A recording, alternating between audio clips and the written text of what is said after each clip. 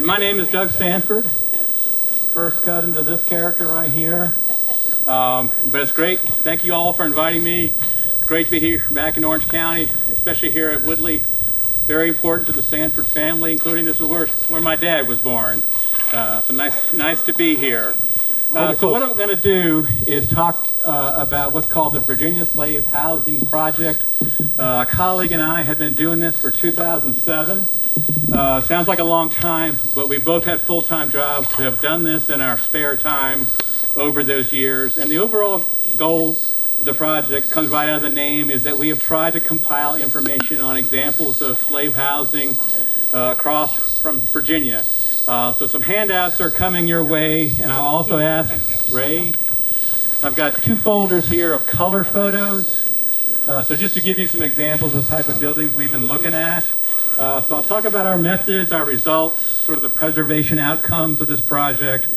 One of the handouts does relate to Orange County, so I'll talk about that a little bit. And if we have time, I can talk to you about a place called Sharswood Plantation in Pittsylvania County that you may have heard of because it was on 60 Minutes. So me and my colleague were on the show, but it's largely about a family down there. And I said, I'm happy to answer any questions. I'm not going anywhere after the talk, so if you want to ask me questions, I'll be around. Like I said, our goal has been to compile information on slave-related buildings in one place, with the goal of sharing it publicly, including on our website, and this has never been done before. Is one reason my colleague and I started this. And so we've gotten information from archaeological sites, about 125 buildings that way. We've looked at period documents, so believe it or not, fire insurance policies include slave-related buildings. So we have about close to 300 buildings from the Mutual Assurance Society of Virginia. The U.S. Census of 1860, it's the only one that had the census marshal say to enslavers, slave owners, how many slave houses do you have? Which is a great way to do some counting. We've also looked at previously surveyed buildings, and as I'll talk about this evening, have gone out and done field survey ourselves. And this is looking at standing, surviving buildings. And we do this, we'll spend a couple days with these structures. We have a detailed survey form, we take field notes, we do a plan drawing, we have color photographs that we do. But some people say, well, why are you doing this? And there's a number of reasons for doing this. One is to encourage the preservation and interpretation of these buildings. Just in Virginia alone, there used to be tens of thousands of these buildings. And there's many, many fewer today. It's a diminishing type of historic resource. It was once a very widespread type of building. Both, we all think about plantations, but think about farms, shops, businesses, both rural properties and urban properties. And so it once was a very common vernacular type of building that's deserving of study as either type of building. And most importantly, these are spaces and places of America's African-American history and of Black heritage, and that are worthy of preservation. And if you study these buildings more, you'll see how they represent both the enslaver and the enslaved and the negotiation between them. So these are places of attempted control and oppression, but they're also places of resistance and survival. They're vital sources. They were vital sources for sustaining African American families, community, and culture, and their stories deserve to be told. If you have a chance to see these color photographs as they go around, we've looked at about, in the field ourselves, just over 120 buildings.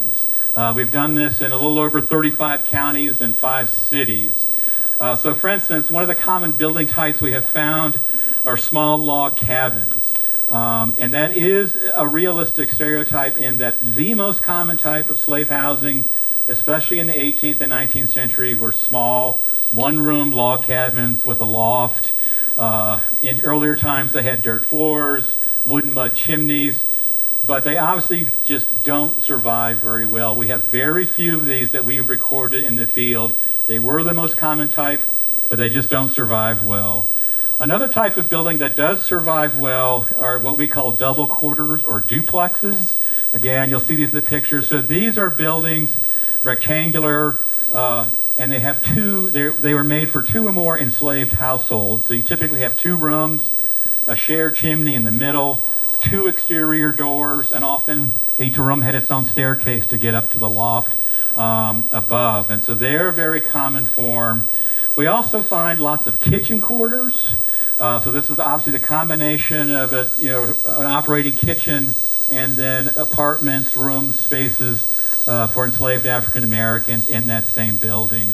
And in urban areas, we see a lot of kitchen quarters. But slave housing, we use that term because it encompasses so much. So if you think about other common outbuildings, barns, stables, carriage houses, laundries, dairies, we find examples of all of those combined with slave housing, especially in urban area. So what we call a mixed-use building. In terms of preservation and survival, this is sort of the depressing part in terms of what does and what doesn't survive. So for instance, we don't have any standing examples from the 17th century of slave quarters in Virginia.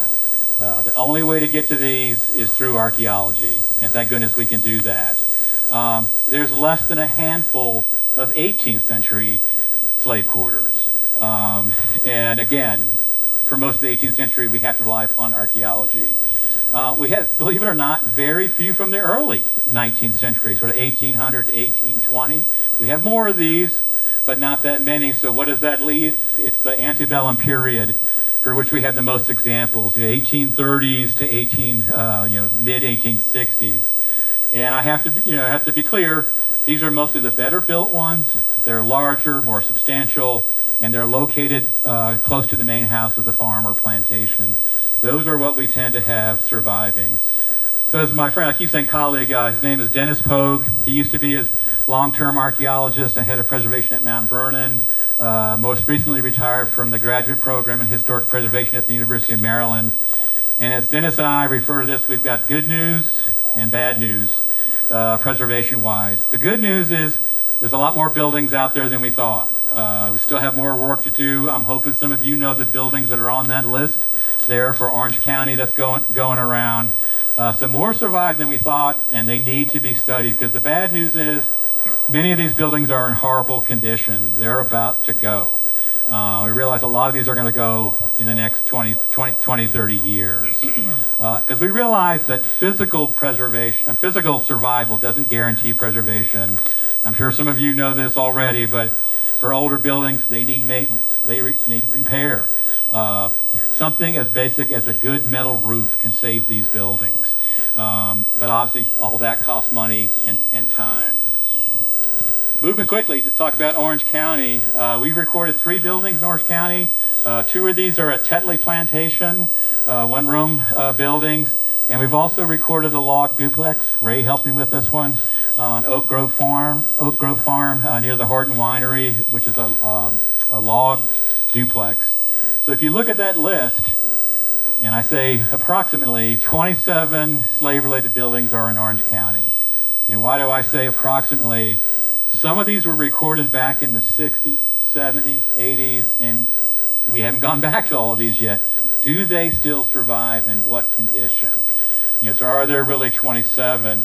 Some of these were just simply reported. There's not much information, and I say reported. This information comes from the Virginia Department of Historic Resources in Richmond. That's where we're getting these names and numbers. So for instance, if you look at that handout, Orange County has 2.2?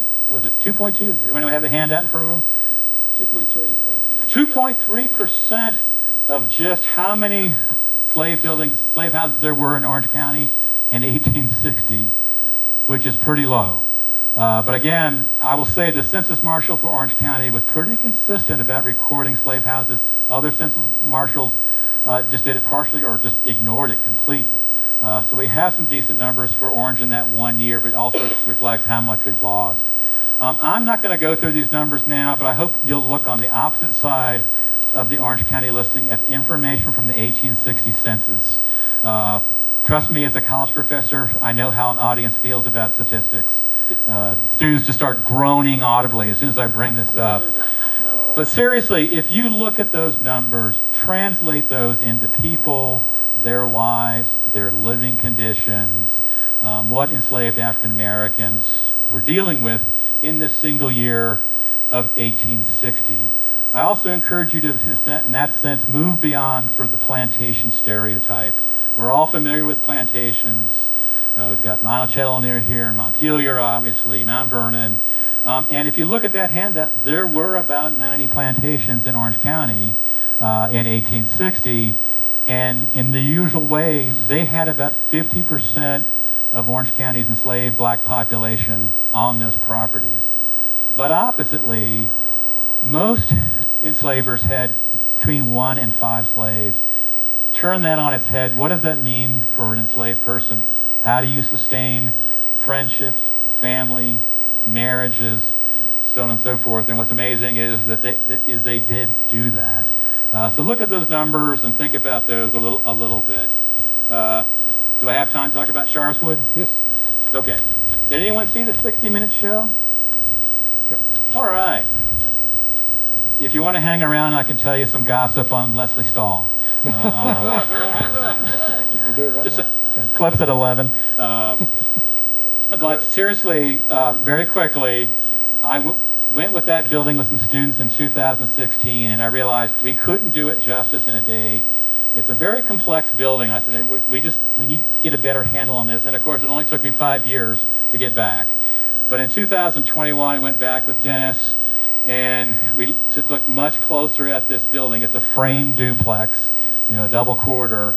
And through our contact, I said, oh, you need to meet the new owner. And I said, great, let's meet the new owner. And here comes this very lively, engaging black woman named Karen Miller. And he goes, well, she's not me, it's my brother Fred who owns this place. And our jaws just dropped because we realized, well, wait a minute, because long story short, these are the descendants of the enslaved at Sharswood, who ended up buying the place where their ancestors were enslaved. And talk about an amazing family history, and they're just an incredible group. So if you look on the handout I provided, there's both you can see the 60-minute show on YouTube, and there's other episodes including of their family celebrations. They're just an amazing family. And this is something that Dennis and I had always hoped would happen, that we would actually encounter descendants of the enslaved from these buildings, because in most cases it doesn't happen. So it's certainly impressive there. And this was, when I say this is a complex building, first of all, thank goodness it was incredibly well built. Just huge timbers, old style traditional framing, all hand wrought nails, probably built about 1800. And it's in amazing good shape. It probably started off as a kitchen and a laundry for the enslaving of the plantation owner.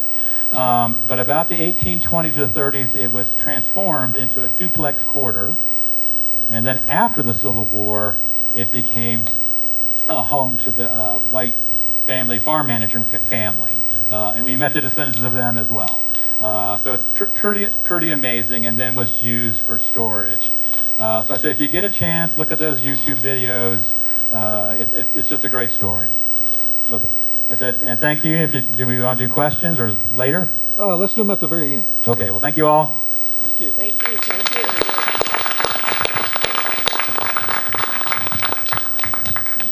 Good evening. I'm Steve Sanford, and currently reside here. In the research that I did in the last 2 or 3 weeks, I discovered that it might be a dispute as to when this house was built. You see most everywhere that it says 1793, but I found in 2 places this week where it says 1747 is when this house was built. Hold the mic close. 1747 as to when the house was built. My theory on that is that what they're talking about is the cottage over there, which was at one point a duplex, slave quarters. Or it may have been built in 1747 for a farm manager to live in on this side of Chicken Mountain, working for the Madison. But nevertheless, we're not real sure about all that at this point. But the first part of this old house, and it's an old house, 1793 was, we'll just use that date. The center section of the house was built standing alone. The wings were not added to the house. In the center section, if you go in the dining room, on the back wall, there was a little step staircase that went upstairs, one of those real narrow things that only Thomas Jefferson could get through. That, if you were thin enough, you could go up that way. But, then the wings were added in approximately 1840 by Nellie, which was the daughter of Ambrose Madison. And she added these wings in approximately 1840. And at his death, Ambrose Madison, the property here transferred to Nellie. And Ambrose is buried in the family cemetery at Montpelier, right beside his brother. Nellie married, by the way, was a man named, he was a doctor, Dr. John Willis, and he was from Gloucester, Virginia, and they had one child, and his name was John. The only thing I can tell you about John is that after the war, he came back to Orange, and he built a lot of very significant properties here. He constructed Mayhurst, which I think everyone here visited a couple of weeks ago. Rockwood, which is back behind me. If you've not seen Rockwood, it's one of the most interesting houses anywhere I've ever seen. It's like a 3-story A-frame. It's spooky looking when you look at it. But he built that house, and then he also built another house, Oakburn, over on the property, a piece of property that was taken off of Mayhurst. I've horseback ride, for years over there. I've never seen anything in terms of any evidence of another house, but it was there, and it was a large home, and it burned around 1910 or something like that. So you go along for a pretty good time, and the house was in bad repair. Nellie Conway had moved over to Mayhurst to live with her son, so there was really nobody living here, maybe a caretaker. So the house fell into disrepair, and I mean, it was not good. It was in bad shape. So in 1990, somewhere a fellow showed up here named Bill Niven, and he bought this property from the Throckmortons. And Bill Niven is the one that's responsible for the restoration here. He did an awful lot of the work himself, and his father came on occasion to help him. Bill was a master carpenter, electrician. I mean, he could do most anything. And they were very meticulous about getting this house put back together the right way. I mean, when they did the restoration, they pulled all the siding off this house, and the boards were numbered and labeled, and they pulled all kinds of stuff out the walls, numbered and labeled. In other words, they put it back together like a puzzle, and they did a great job in the basement, where you can see they firmed up the foundation and they firmed up all the framing. This house is in great shape. It would take more than an earthquake to knock it down. That's for daggone sure. But in the 1990s, he did this very thorough restoration, and I would come down. My parents lived up there at the North 40, and we would come down and visit Bill Niven while he was working on the house, and he was glad to show us all the things he was working on. A point, Bill lived in the guest cottage. When he first moved here and first bought the place, he had the cottage restored, and he lived there while he worked on his house for approximately 9 years. I mean, he was meticulous. I mean, it had to be the right kind of wood. They made their own nails, you name it. They were very meticulous about getting it done. Some of you have already been in the house, but I'm going to give you some ideas of things in the house that I think are significant, interesting features. I don't know whether this is a legend or true, but it seems to be documented in a lot of other cases that's what they thought. The transom on the front of Woodley has 13 glass pane windows on each side of the door for the 13 original colonists. Whether that's true or not, I don't know, but that's the story we've always heard. There's a mural in the dining room, which is kind of unusual. It was painted by Normie, my wife, standing over there. Somebody she swam with at Farmington, so I don't know his name. What was his name? John Owen. John Owen. And he did a beautiful job with that mural. If you get a chance to look at it, there are a lot of very interesting scenes on that mural. All the floors in the house are original, except for the floors in the dining room. And they were cannibalized from taking some boards out of the attic. Some old wide heart pine boards in the attic, and Bob made flooring out of it for the dining room. The kitchen cabinets were also made from boards that we took out of the attic to make these heart pine cabinets. And he did a superb job of building some kitchen cabinets, which is, as you know, if you're a carpenter, it's not an easy job. Make sure it's done well. Most of the glass in all the windows is original. There's a portrait in what we call the big room, a parlor. If you go in the door and make an immediate right, there's a portrait of a child on the wall, and that's Walker Sanford. And Walker lived down in the Bushy Mountain area, a place called Newington Farm. I think it's Sheldon Clark owns it now. And he spent a lot of time here working. And who was I talking about? I lost my track. I saw it there. Walker Sanford. Walker got involved with a girl named Lydia Johnson, and she lived at Berry Hill. And Berry Hill at that time was owned by Joseph Henry Johnson, who came from Spotsylvania. And Joseph Henry Johnson was a very prosperous planter and owned a lot of gold mines. In fact, he paid for Woodley and Berry Hill in raw gold. I've read that story several times. And so he, as a wedding gift, gave half his property to Walker and his wife. And then at his death, he bequeathed the rest of it. Most of the siding on this house is original. A lot of it was taken off. I mean, stripped down, sanded down. I mean, put back like new boards. I don't know that I agree with that, what they did, but I would have put the old boards back anyway. An interesting story, there's a bell hanging right over here. And we don't have any idea how that bell got here. Bill Niven dug it up somewhere between here and that fence. Hit it with something, I don't know. He hit it and he brought it to the house, cleaned it up, found it. It's copper bell, and it came off of a Russian sea ship around 1716. And we don't know how it got here. I haven't seen too many Russians around here, but, or had been here either.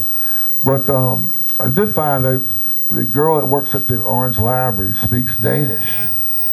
And I showed her the bell, and she said a lot of what's on the bell is written in Danish because it was built at that famous foundry in Denmark. I don't remember the name of the foundry, but they built ironworks for ships all over the world back in the early 1700s. Also, a special note is the cottage. If you've not been there, that's one of the places you should see. That has a very interesting space in 2 rooms. I mean, the lintels are huge. He seems to think they're chestnut. I thought they were hard pine. But nevertheless, it was two fireplaces in that house. One was for cooking, and one supposedly was for warming. But when my family was living here, they called it the wash house. It was a laundry spot over there. So the house is open for all of you that might want to go in and look around. We're glad for you to do that. Normie and I have enjoyed living here and enjoyed furnishing this house. We both collect antiques. That's an addiction I hope nobody else gets. So, but once you start, there's no end to it. Anyhow, upstairs, if you've not been there, 4 bedrooms and 2 baths upstairs. There's a lot of space in this house. And our plan is within maybe a couple of years, we're going to use this house as a vacation rental. It'll be low key, that kind of thing. We're planning on building another house and barn on this property. I guess they call them barn dominiums. So that little yellow building up there, that cinder block, was the original milk room for the dairy that they had here. Now, I have a lot of pictures that I'm going to put on the dining room table. A couple of them, I want to go back to the slave thing. There was 2 slave quarters back behind me across that creek, set up on the hill. One was a triplex, and one was a duplex. And I think they just fell in disrepair and fell down. I've been over there metal detector and didn't find much except cut nails and all that kind of stuff. But those cemeteries, there's no cemetery on this property that I can find. I think there's a cemetery across the street in a man's backyard over there. But I haven't had the nerve to go ask him. He didn't look like he wanted anybody to talk to him, so I kind of avoided him. But but it's a place over there. I would say it looks like it was a cemetery. One thing that was mentioned to you is Nellie Conway Madison, when she lived here, was a very prosperous woman and very involved in the community and in politics and in her church and all kinds of things. She was, I'm trying to think of where I left off. Nellie Conway Madison. I can't remember what it is. Anyway, she was, like I said, had a huge estate and had land all over the area, and it all went to her son John at her death. And anyway, if you have any questions about the house, I'll try to answer them the best I can. So if I don't lose my memory before I finish the question. What about the gold out here? You know, I should have never told you about that. I don't know if any of that's true. I've heard, you know, I mean, my dad, who knows what these legends are true, but Ambrose Madison was the paymaster for the Revolutionary Army. And supposedly a lot of gold was brought into this area, Montpelier, and buried for safekeeping. And it's around here somewhere, but I don't think it's around my house. I can tell you that. So I've been over the ground here with a metal detector a fair amount. Nah. In fact, Steve Silver, who owns the antique store in town, that a Civil War store, he's a good friend of mine, and he's been out here metal detecting. He found a gold coin over there under the boxwood, and I could have killed him, but that's what he found. And he still has it. So, anyway. Yes, ma'am. Hey, Steve. Jackie Johnson. Hi, cousin. We're cousins, but she won't admit it. Hey, have you found any Confederate artifacts? Yes. Yes. I have a bayonet that was a Yankee bayonet that was, it was, they did whatever they needed to do to the bayonet so they could put it on a Confederate gun. I have a Wentworth double-barrel shotgun hanging on the wall going down to my office. And it's an original condition. And it's a really nice gun. I also have a sword. It's Civil War. But I found it across the river from Woodbury Forest in a cave. And these caves, well, they're not really caves, they're back under the rocks 20 feet maybe. But the Woodbury boys were notorious for coming across the river, and you know, they cut a shine and drink a little beer and cuss and all that kind of stuff. And I think one of those Woodbury boys left that sword in that cave. And we made an effort, we went to Woodbury and tried to find the owner of it, but I'm sure the kid that it belonged to, he didn't want to speak up. So I've got some other small items, a compass, and I have an interesting map that's in my TV room. The map was drawn by Joseph Henry Johnson. I just spoke about him. He lived at Berry Hill. And like I said, he bought Berry Hill. He paid for it with raw gold. I have a map that he drew, shows all his gold mines in Spotsylvania County. And he had a bunch of them. And was very, very wealthy, you know, from the gold. So I think that's all I can remember, but for now. Yes, sir. Frank, you're gonna get me in trouble. Do you remember the statue that was in the front yard? All right, you asked me that when you got out of the car. And I've been thinking about it since then. I cannot think about any statue. I don't ever remember seeing it. Was it? I don't know if anybody else was here 30 years ago.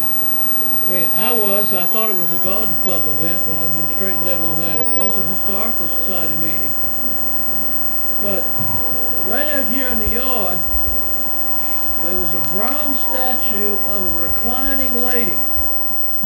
Probably a bed of granite or a bed of marble or something.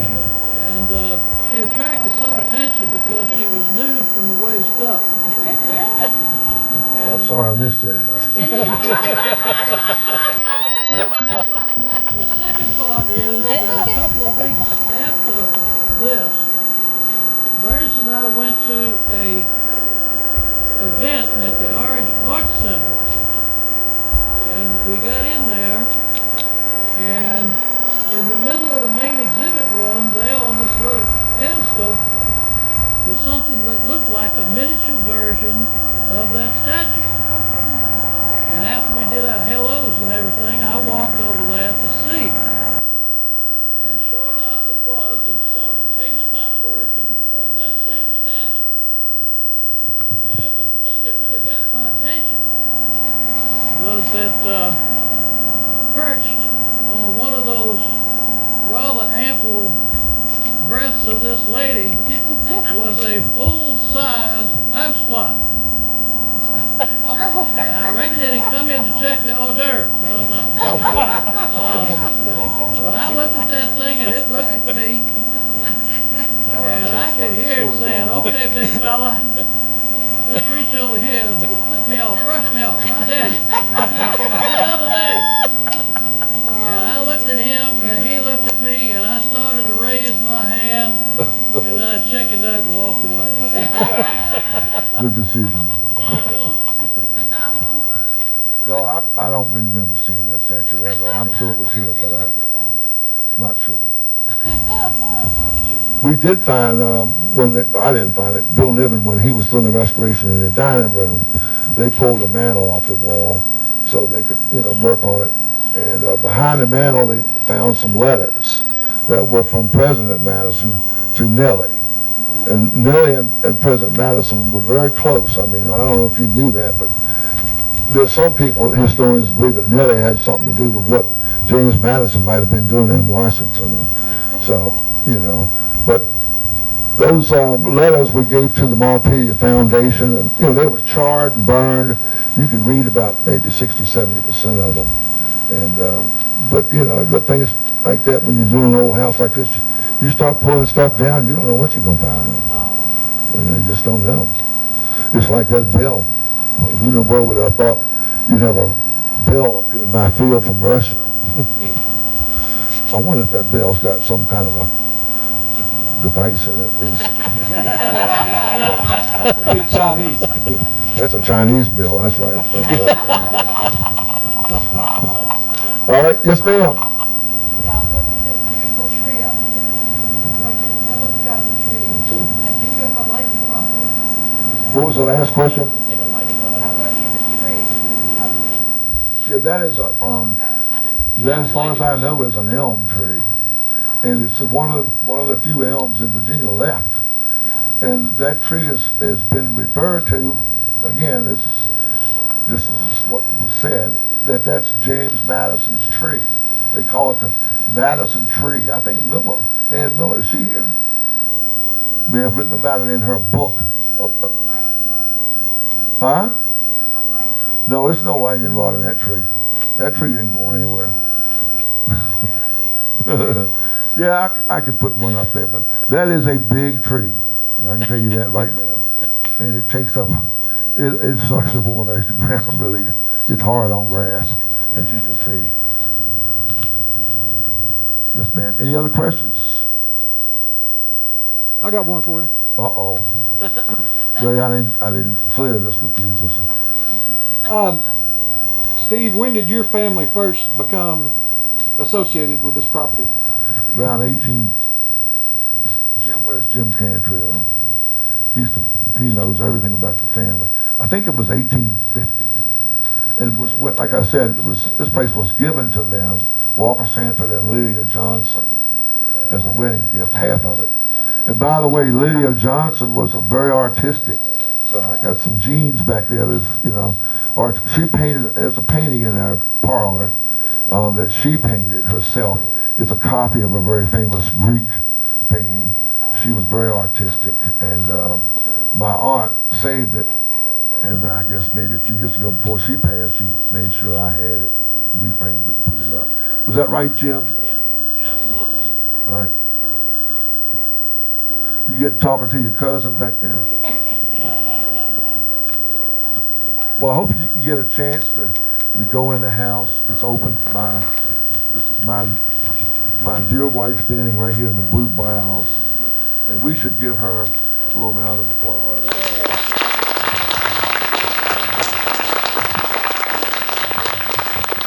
What was it they said? Men know how to say it and women know how to get it done.